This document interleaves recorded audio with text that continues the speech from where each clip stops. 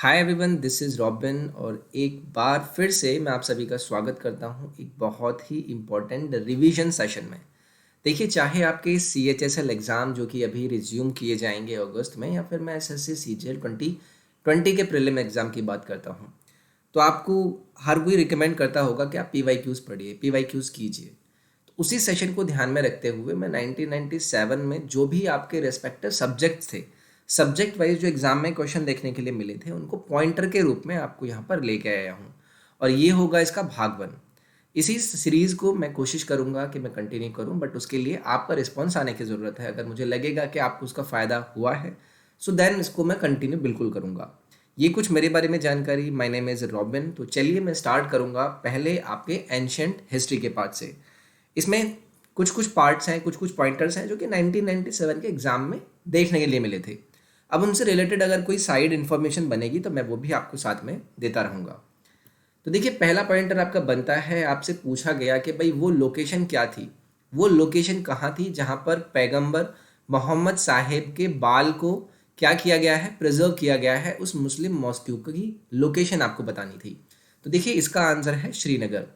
कि एक मुस्लिम मॉस्क्यू था जिसकी सिचुएशन है श्रीनगर में। अब वहाँ पर क्या किया गया है, बाल को रखा गया है, जो कि किसका था, पैगंबर मोहम्मद साहिब का था। अब देखिए, इसके साथ साथ मैं बात करूँ इस मुस्लिम मॉस्क्यू का नाम क्या है, तो ये है आपका हज़रत बल मॉस्क्यू। हज़रत बल मॉस्क्यू है। और इसके साथ साथ आपने दाल लेक का नाम सुना होगा। दाल लेक के लेफ्ट बैंक पर ये आपका मॉस्क्यू बना हुआ है। तो ये था आपका पहला पॉइंटर, जिसमें आपको एक क्वेश्चन जो कि 1997 के एग्जाम में पूछा गया था, उससे रिलेटेड मैंने और एक्स्ट्रा एडिशनल इन्फॉर्मेशन आपको यहाँ पर देने की कोशिश की।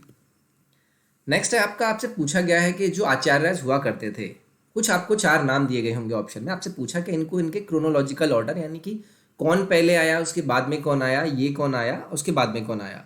तो इसका क्रोनोलॉजिकल अगर ऑर्डर आपको पूछा जाए तो मैं बात करता हूँ आपसे शंकराचार्य की, रामानुजाचार्य की, माधव और चैतन्य की। तो ये देखिए क्रोनोलॉजिकल ऑर्डर है, जिसमें सबसे पहले आपके शंकराचार्य आए, फिर उसके बाद आपके रामानुजाचार्य आए, फिर आपके माधव आए, देन उसके बाद आपके चैतन्य आए। तो इस ऑर्डर को आप याद रखेंगे। अब आप कहेंगे यार, ये तो क्वेश्चन आपसे पूछा जा चुका है एग्जाम में, मैं इसको याद रख के क्या करूँगा। देखिए, अगर आपसे सपोज कीजिए कभी भी आगे आने वाले टाइम में कोई एग्जाम में क्वेश्चन इस तरीके का आ गया कि भाई ये शंकराचार्य है और चैतन्य के बारे में कुछ रिलेटेड इन्फॉर्मेशन पूछी गई, वहाँ पर आपको कुछ टाइम के बारे में भी डिनोट करा दिया गया कि भाई ये टाइम पर ये थे, तो आप एटलीस्ट एक आइडिया लगा पाएंगे। अगर आपको ये पता है कि शंकराचार्य आपके चैतन्य से पहले आए थे, तो बहुत सारी चीज़ें आपके लिए ईजी हो सकती हैं, चाहे वो अलग फॉर्म में भी आपका आंसर हो। तो याद रखेंगे, ये आपका एक और पॉइंटर था। नेक्स्ट है, आपसे पूछा गया है कि अगर आप रिगार्डिंग 4 सामवत की बात करें, तो जिसमें आपका ग्रिगोरियन, साका, हिजरी और गुप्ता आपको दिए गए, इनको क्रोनोलॉजिकल ऑर्डर, यानी कि कौन पहले आया बाद में कौन सा आता है, इसके हिसाब से अगर इसे आपको अरेंज करना हो तो इसका ऑर्डर होगा आपका ग्रिगोरियन, देन उसके बाद साका, उसके बाद आपका हिजरी, एंड देन उसके बाद आता है आपका गुप्ता सामवत। तो एक्चुअली में सामवत होते हैं जो आपके क्या करते हैं, एक टाइम पीरियड को डिनोट करते हैं, टाइम पीरियड को मेंशन करते हैं। इनके अगर क्रोनोलॉजिकल ऑर्डर की बात करूं, क्रोनोलॉजी की बात करूं, तो Gregorian, Saka, Hijri, and then उसके बाद आपका आएगा गुप्ता। नेक्स्ट आते हैं कि भाई एंशियंट टाइम्स में अवंतिका को किस नाम से जाना जाता था, तो यहाँ पर आपका आंसर होगा मालवा। ये क्वेश्चन आपका पूछा गया था कि अवंतिका को एंशियंट टाइम में किस नाम से जाना जाता था, तो ये हो जाएगा आपका मालवा। अब देखिए, इसके साथ में रिलेटेड अगर इन्फॉर्मेशन की बात करूं, तो ये मालवा कहाँ पर है, मालवा है आपका मध्य प्रदेश के अंदर। मध्य प्रदेश के अंदर एक ऐसा प्लेटो रीजन है, ये प्लेटो रीजन है जहाँ पर आपका क्या है, वोल्केनिक ओरिजिन देखा जाता है। और आपकी इसकी लोकेशन कहाँ पर है, MP में। सो अब हम स्टार्ट करेंगे मॉडर्न हिस्ट्री, जो कि 1997 के SSC एग्जाम से रिलेटेड पॉइंटर्स आपके सामने हैं।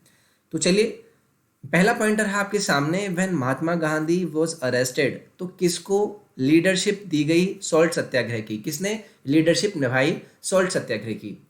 तो पहली चीज़ तो यहाँ पर आपको पता चल गया, आपके दिमाग में पिक्चर क्रिएट होनी चाहिए कि आपको दिमाग में अगर पिक्चर क्रिएट है कि भाई सॉल्ट सत्याग्रह के टाइम पर गांधी जी को ना गिरफ्तार किया गया था, और जब गांधी जी को गिरफ्तार किया गया था तो अब्बास त्याब जी ने क्या किया था, लीडरशिप को लीड किया था, यानी उन्होंने लीडरशिप ले ली थी। तो इससे रिलेटेड ये आपका इन्फॉर्मेशन था। अगर मैं इसके साथ आपसे रिलेटेड इन्फॉर्मेशन की बात करूं, तो मैं आपसे कह सकता हूं कि ये जो सॉल्ट आपका सत्याग्रह था ना, ये आपका 12 मार्च 1930 में हुआ था।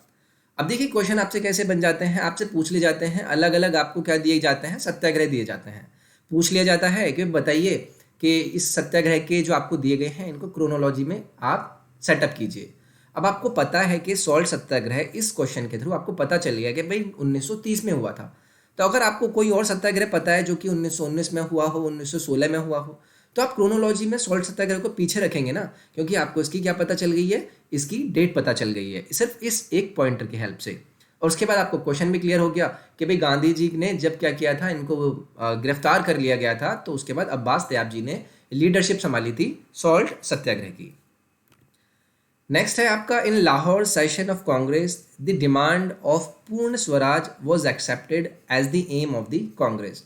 तो देखिए इस सिंगल पॉइंटर से आपको कितनी सारी इन्फॉर्मेशन मिल गई। पहले तो आपको ये पता चलेगा कि पूर्ण स्वराज का जो आइडिया था वो कौन से सेशन में अपनाया गया था, तो आपको पता चला कि लाहौर सेशन में। अब आपको ये भी पता चल गया कि भाई लाहौर सेशन कांग्रेस में डिमांड उठी थी किसकी, पूर्ण स्वराज को, जिसको एक्सेप्ट किया गया था। और इसका मेनली एक जो एम था वो यही क्या था कि हमें पूर्ण स्वराज लेना है।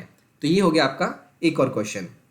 अगर मैं इसकी बात करूं कि इस लाहौर सेशन के प्रेसिडेंट कौन थे, तो इस लाहौर सेशन के प्रेसिडेंट थे आपके पीटी नेहरू। पीटी नेहरू आपके क्या थे, इसके प्रेसिडेंट थे। तो एक क्वेश्चन मैं यहाँ से आपके लिए एक और बना सकता हूँ कि भाई बताइए, जब पूर्ण स्वराज को एक्सेप्ट किया गया था तो उस टाइम पर आपके प्रेसिडेंट कौन थे, ये आपसे क्वेश्चन पूछ लिया जाएगा। तो लाहौर सेशन में हुआ था और प्रेसिडेंट थे आपके जवाहरलाल नेहरू, और बाकी ये आपका क्लियर हो गया। नेक्स्ट है आपका, Sardar Vallabh Bhai Patel was the leader of Bardoli Satyagraha. तो देखिए क्वेश्चन आपसे बनता है कि बारडोली सत्याग्रह के लीडर कौन थे, तो आंसर हो जाएगा आपका सरदार वल्लभ भाई पटेल। या फिर आपसे पूछ लिया जाएगा कि भाई निम्नलिखित ऑप्शन में से बता दीजिए कि सरदार वल्लभ भाई पटेल ने कौन से सत्याग्रह को लीड किया। तो आपको ये पता होना चाहिए कि बारडोली सत्याग्रह जो था उसको लीड किया था किसने, सरदार वल्लभ भाई पटेल ने। नेक्स्ट है आपका, Mahatma Gandhi was arrested for the first time during Satyagraha in the year 1908। Question किस तरीके से बन जाएगा कि भाई कौन सा टाइम था, किस साल में महात्मा गांधी को अरेस्ट किया गया था, तो आपका आंसर हो जाएगा 1908। या फिर मैं आपसे पूछ लूंगा कि यार वो कौन थे जिन्हें पहली बार किसी सत्याग्रह के लिए 1908 में गिरफ्तार किया गया था, तो वो आपके हो जाएंगे महात्मा गांधी जी। तो ये आपका एक और पॉइंटर हुआ। नेक्स्ट है आपका, doctor Bhimrao Ambedkar from the first cabinet of independent India was responsible for mass religions conversion.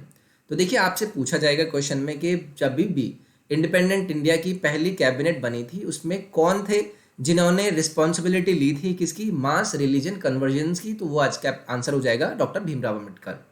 या फिर क्वेश्चन आपका बन जाएगा कि डॉक्टर भीमराव अंबेडकर ने आज़ाद भारत की पहली कैबिनेट में किसकी रिस्पॉन्सिबिलिटी संभाली थी, तो वो हो जाएगा आपका मास रिलीजन्स कन्वर्जन। तो एक सिंगल पॉइंटर से आप बहुत सारी इंफॉर्मेशन ले सकते हैं और यही आपको अपनी तैयारी में भी रखना है।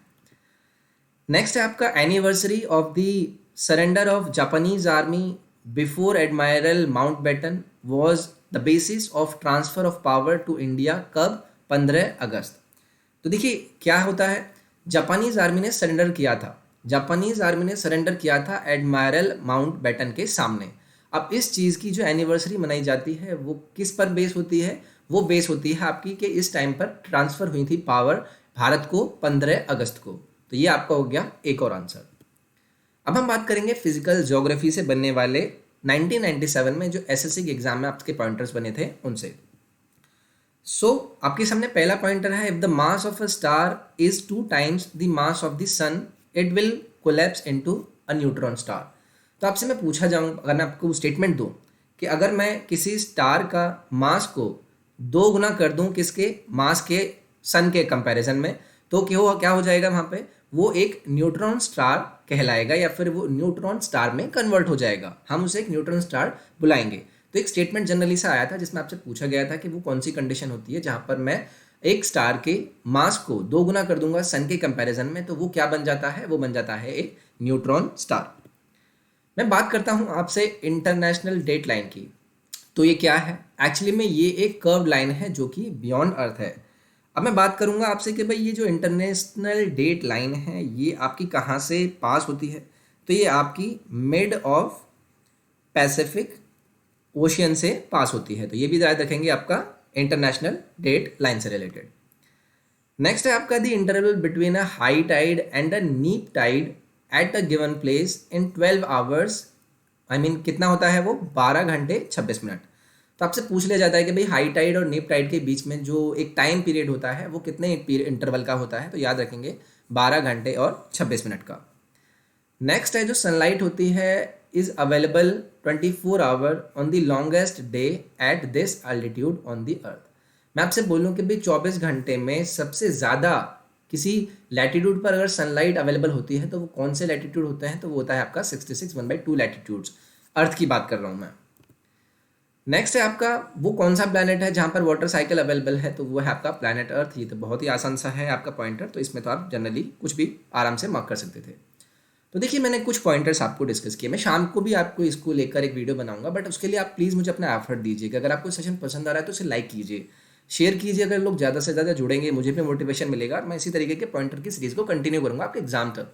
तो please do like it, share करें अपने फ्रेंड्स के साथ। आप टेलीग्राम और इंस्टाग्राम को जरूर ज्वाइन कर लें, लिंक्स आपको डिस्क्रिप्शन में मिल जाएंगे। मैं नेक्स्ट पार्ट में मिलता हूँ आपके साथ, अपना ख्याल रखिए, take care, bye bye and thank you.